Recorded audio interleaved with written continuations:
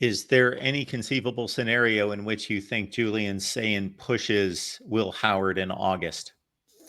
I don't think August. I think if anything, you would see a Trevor Lawrence kind of scenario from a handful of years ago where he was not the starter at the beginning of the season. The offense just isn't clicking the way that Clemson thought. And so you turn to the talented freshman. Caleb Williams, another example, taking the job from Spencer Rattler a couple years ago at Oklahoma.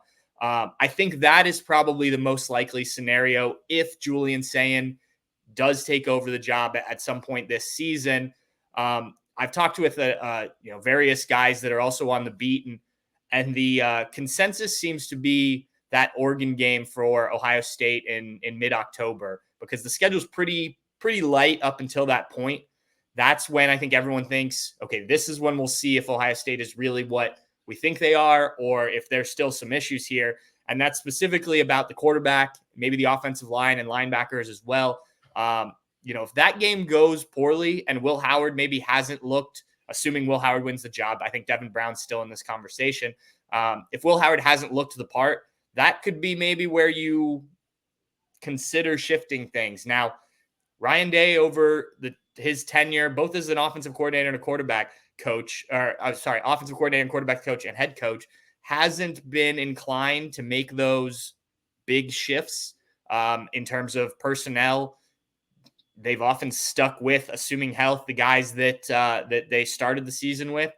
So it'll be interesting to see if maybe Chip Kelly's influence makes a difference. Now, if you're an Ohio State fan, I think you hope that Will Howard is at least as good as expected, and you don't need to go to Julian Saiyan for any meaningful snaps. That doesn't mean he doesn't get some time, because I think he could, but I think that would be the best situation for his development and for this year's team to have an experienced quarterback that lives up to what you expect. But to answer your question, I think fall camp seems unlikely. Julian Saiyan had some very good moments during the spring and really impressed people. But like a lot of freshmen, those were kind of up and down. He had some throws. You saw a little bit of that in the spring game where he still needs to kind of learn some things, reading defenses, stuff like that, the pace of the game, all of those things. And so if you were to throw him out there week one, now given the schedule, they open with Akron, he might be able to put up some numbers. But I think that development-wise, it's best for Julian Saiyan to get some snaps this year and then compete for that starting job in a year's time. Please like the video, folks. If you enjoy the content, subscribe here at the Voice of College Football. Follow Pat's work at Bucknuts247 Sports. Pat, would you line up our big position battles entering August and your top to bottom assessment of how those shape up? Yeah, I think quarterback obviously is at the top of the list.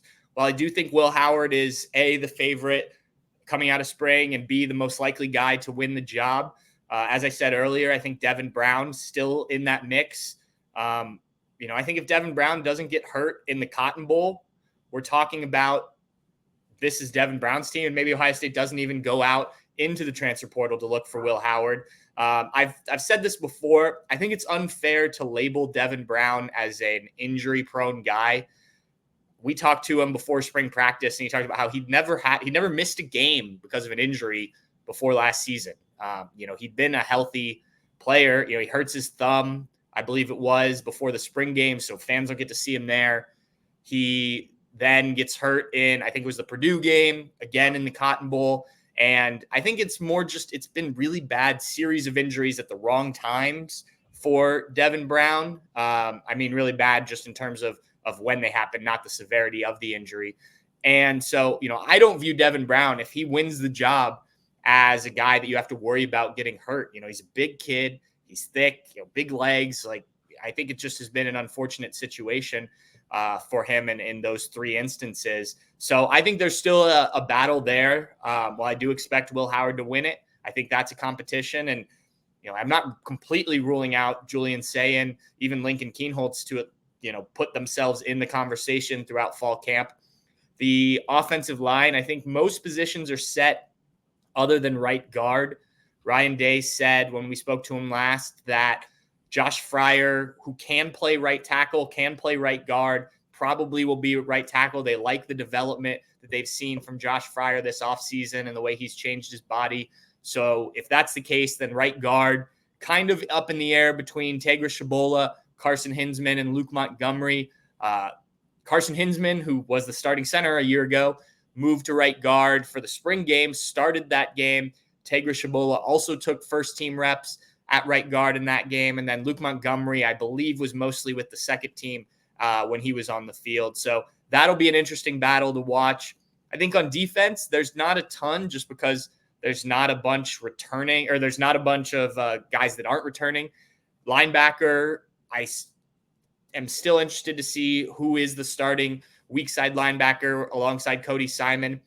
Throughout spring, it looked like CJ Hicks was the guy, but you're moving Sonny Styles to a linebacker position. Can he take that next step and kind of supplant CJ Hicks? Do the Buckeyes use more 3 linebacker sets because they've got those 3 guys and they like all 3 of those guys? Arvell Reese and Gabe Powers are also guys to keep in mind, probably more as depth pieces, but guys that could work their way into it. And obviously in the future at linebacker. Other than that, it's not a ton. Tight end, I guess, as well. We don't talk about tight end as much. I mentioned Will Kazmarek earlier, but G. Scott Jr., Jelani Thurman, certainly the freakishly athletic. He'll now be a sophomore player who, if he can get the blocking side of the game down, could be a real weapon for Ohio State. Bennett Christian, a player they like, who got suspended for all of last season after taking a supplement that flagged the NCAA. So some options there. G. Scott seems to be the guy coming out of spring, having been in the program the longest and converted from wide receiver to tight end now in his 4th year. So I think that's probably the way the Buckeyes go, but I do think there is a competition there. Other than that, I think you pretty much could name the guys that are going to play just based on what we've seen in the past. This may seem a little ridiculous, but wide receiver after Emeka Ibuka isn't proven. The talent is ridiculous. Carnell Tate got his feet wet, did rather well, 18 catches off the top of my head. So he was in meaningful games against decent opponents. So he did something, but there is, you got to think somebody's going to step up, and we think we know who that guy is, if not others. But it's unproven. Yeah, but we've seen this before, right? I mean, you had a few years ago, you had Emeka Ibuka returning as the main guy, and then Garrett Wilson had done some stuff the year before towards the end of his freshman season. Obviously turns out to be Garrett Wilson. Jackson Smith-Njigba, kind of same thing, works his way in there. Even when you had Marvin Harrison Jr. and Emeka Ibuka kind of take over in the Rose Bowl, along with Jackson Smith-Njigba, when Garrett Wilson and Chris Olave sat out, those guys weren't proven too much, but you felt confident in them going into the season. I think it's kind of the same thing. You have Emeka back, Carnell Tate, as you mentioned, Jeremiah Smith, I think, is who you were alluding to there as the talent, the freakish freshman who will certainly play, I think, a sizable role for Ohio State this year. Brandon Inniss, Bryson Rogers, both sophomores who are going to look for more time. You've got some guys that have kind of been overlooked that are now in their 3rd or 4th year. Jaden Ballard, sort of a Devin Smith deep threat type of player that could work his way in.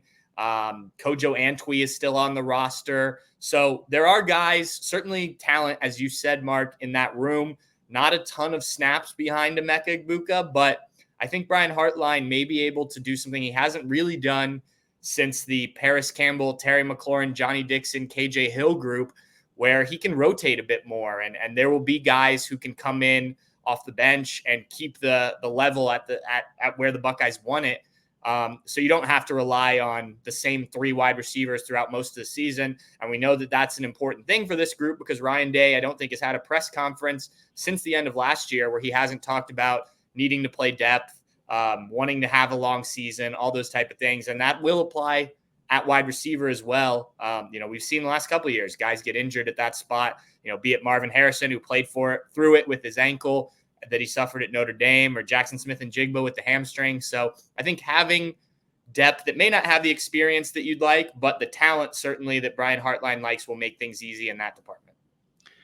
Pat Murphy, Bucknuts 247 Sports, breaking down Ohio State football with us. Please join Pat there on Bucknuts. Is there anything in particular that you've got on the site or upcoming that people should be looking out for? Well, there's been plenty of recruiting stuff. I have helped Bill Kurlick. Steve Hellwagon's helped out as well. So if you want to catch up, the Buckeyes have had official visits on the weekends, camp during the week. So lots of prospects on campus. If you want to catch up on that, there's a lot of stuff over on Bucknuts. We've talked to a lot of talented players over the last couple of weeks. Another big weekend of official visits upcoming. And that's been a lot of June thus far. As we get into July, we'll get more into team coverage stuff. But yeah, June is certainly a recruiting month these days. Well, as you tackled some of that with the gentleman you just mentioned, is there a collection of players that, you know, this class is going to be a top 3 to 5 class, but are there a collection of players that seem to be more key, that are on the fence? Anything that we need to know about? David Sanders Jr., I would say, is one of the most important prospects for Ohio State. The offensive tackle, the top offensive tackle in the class. That's a guy the Buckeyes have pushed very hard for. It's going to be a battle between a number of schools for him. DeCorian Moore, the wide receiver, he's someone that I spoke with Tavian St. Clair, Ohio State's 5-star quarterback commit for the 2025 class. He pointed to him, Vernell Brown, the wide receiver, Jamie French. Obviously, Ohio State likes to have these wide receiver classes. Brian Hartline, just that's why they can have the depth that we just talked about. Trey McNutt, the safety, he's from Shaker Heights. He is a guy who they are still pursuing. You've done a good job so far on the defensive side of the ball, but they're certainly not done there. Scrolling through our list here to make sure I haven't missed anybody. Justin Hill from Winton Woods. He was just at Ohio State this week for a 7-on-7 camp. That's a guy they're very interested in. Dorian Brew, the cornerback who's now in Texas, but is from Ohio, just moved down to Texas last year.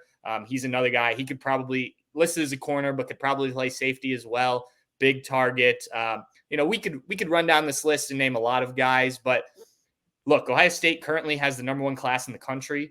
I think the positive thing about that class is that it's not just carried by 3 really talented wide receivers, as we've seen in the past. In fact, 2 of the top 3 guys in the class are on the defensive side of the ball and in the secondary. In addition to Tavian St. Clair, Devin Sanchez and Naheem Mulford are both 5-star cornerbacks. Carter Lowe is a high 4-star offensive tackle, obviously a position of need for Ohio State every year. So it's been a very good start building this class. Buckeyes are in a good position. Whether they finish with the top-ranked class or not, we'll see. But they certainly have a number of guys, as I just listed, that they are still in the mix with and pushing hard for over these official visit weekends. And then obviously there'll be more visits once the season starts. Yeah, it's hard to knock the recruiting efforts, obviously, from year to year, but it does seem to be a little uneven. You mentioned really going after the secondary and the cornerback position. Hall has been ridiculous with like 3 of the top 5 or 6 in the land, but Sanders kind of highlights where there's been a bit of a gap or where they haven't been as strong as they should have been these last few years, and that's with offensive line signings. They seem to be in the mix with the top guys, but they've lost out on some key ones in recent years. So do you sense a push there in particular? Yeah, it's big. This is a big recruiting year for Justin Fry, the offensive line coach. Now, I say that, and I think offensive line is one of the hardest to evaluate from high school to college. Obviously a player like David Sanders, I think everyone knows he will come in and be a very good player. Ohio State's had that in the past with like a Paris Johnson, right?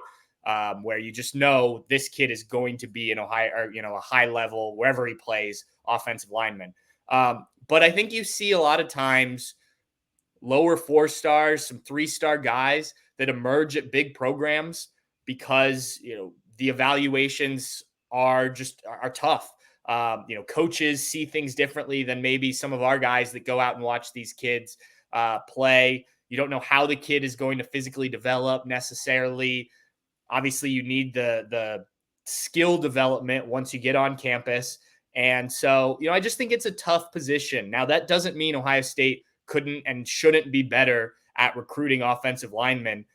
You mentioned Georgia's roster earlier.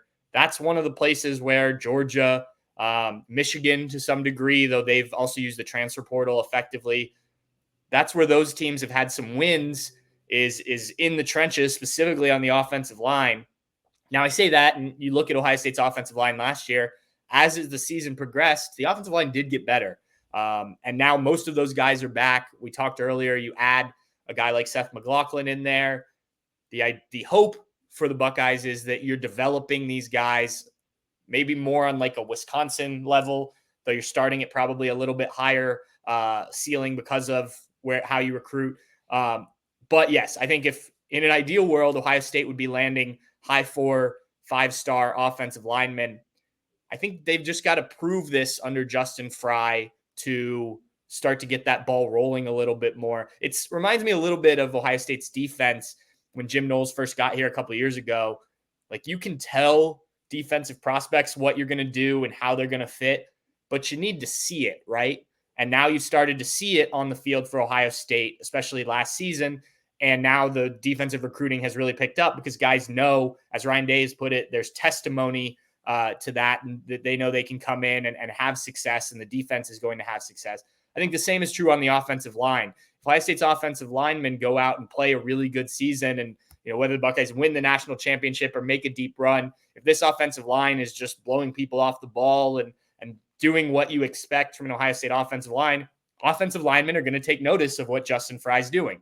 So, you've got to have not only the guy to go out and sell the program, but you've got to have the proof on the field that this is going to work, right? And I think that's where maybe Ohio State, and I don't want to claim to know everything about recruiting. It's not my expertise, but that's kind of how I see it. Is there needs to be that testimony on the offensive line, and in the big games, can Ohio State, go down the field dominating on an offensive line? You saw some of it in the Michigan game last year. I think of the one drive in particular where they went run heavy with Travion Henderson and just kind of moved Michigan off the ball. But it needs to happen more consistently. And this needs to look like what we expect from an Ohio State offensive line, and not one that occasionally gets pushed around in the trenches when you're in a matchup game, so to speak.